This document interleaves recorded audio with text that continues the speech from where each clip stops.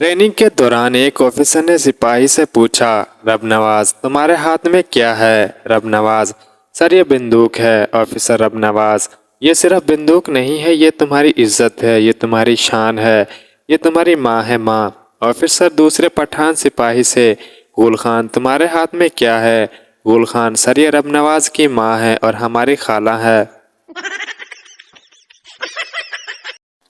शेख साहब की गर्लफ्रेंड इनके गले में सोने की चेन देखकर बोली, शेख साहब ये मुझे दे दें, जब भी आपकी याद आया करेगी मैं इसे देख लिया करूंगी।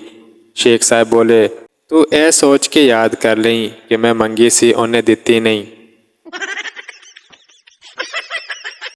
एक बंदर ने शेरनी को प्रपोज किया और गिफ्ट में रेड रोज दिया। शेरनी ने बंदर से कहा, कभी अपनी शक्ल आईने में देखी है? बंदर बोला, सूरत पे मत जा पागल, कॉन्फिडेंस तो देख।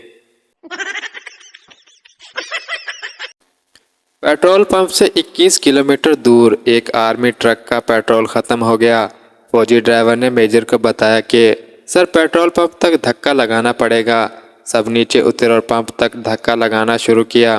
काफ़ी देर बाद पेट्रोल पंप पर पहुंच गए। कुछ जवान थक कर बेहोश हो गए। फौजी ड्राइवर ने पेट्रोल डलवाना शुरू किया तो मेजर ने कहा कि पीछे ड्रम है, इसमें भी डलवा लो। फौजी ड्राइवर, सर वो तो फुल है, इमरजेंसी के लिए रखा हुआ है। मेजर भी बेहोश।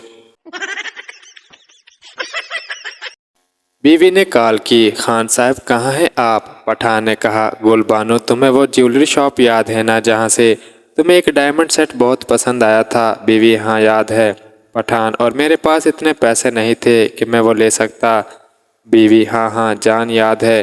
पठान, और मैंने कहा था कि एक दिन जान मैं तेरे लिए ये ज़रूर खरीदूंगा।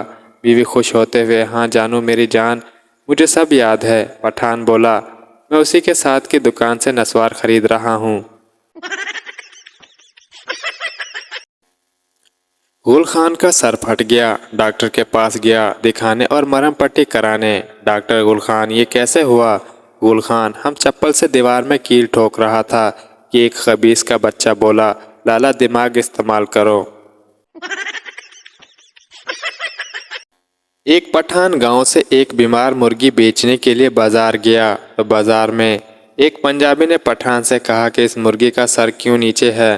बीमार तो नहीं है? पठान ने कहा, गांव की मुर्गी है, बाजार में शर्माती है। बेटी, मैं पड़ोसी से प्यार करती हूँ और उसके साथ भाग रही हूँ। बाप, शुक्रिया बेटी, तुम तो मेरा पैसा और वक्त दोनों बचा रही हो। बेटी, अरे अब्बू, मैं आपको अम्मी का खत सुना रही हूँ। आज सुबह ही बीवी का फ़ोन आया, रो रही थी। मुझको सॉरी कहा। ऐसे ही रोते हुए वो ये भी बोली, तुमसे कभी झगड़ा नहीं करूँगी, सब कुछ सुनूंगी, जो कहोगे करूँगी। ये सब सुनकर मेरा भी दिल भर आया। पता नहीं किसकी बीवी थी, रॉन्ग नंबर था, लेकिन अच्छा लगा। वकील गवाह से, क्या तुम्हें पढ़ना आता है? गवाह, लिखना आता है, पढ़ना नहीं आता। वकील कलम देते हुए, अपना नाम लिखें। गवाह ने कागज़ पर अपना नाम लिखते हुए लकीरें मार दी। वकील, ये क्या लिखा है आपने?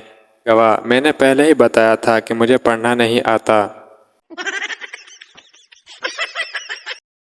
एक पंजाबी के घर दो जुड़वा बच्चे पैदा हुए तो दादी बोली, लो दसो हुण पाकिस्तान दे हालात देख के बच्चे भी कल्ले आउण तो डरते ने। जट की शादी हुई, खूब मिठाई बांटी गई। पहला बेटा हुआ, खूब मिठाई बांटी गई। दूसरा बेटा हुआ, फिर मिठाई बांटी गई। 5 साल बाद बच्चों को स्कूल दाखिल करवाने गया, 15,000 रुपये। घर आकर खूब रोया तो बीवी बोली, जदों मैनू तकलीफ होंदी सी ते मिठाइयाँ वंडदा सी, अज खुद नू तकलीफ हुई ते रोंदा क्यों है? एक मुर्गा मुर्गी के पीछे भाग रहा था। अचानक मुर्गी ट्रेन के नीचे आकर हलाक हो गई। मुर्गा रोते हुए, मरहुमा बहुत नेक थी, जान दे दी मगर चुम्मी नहीं दी।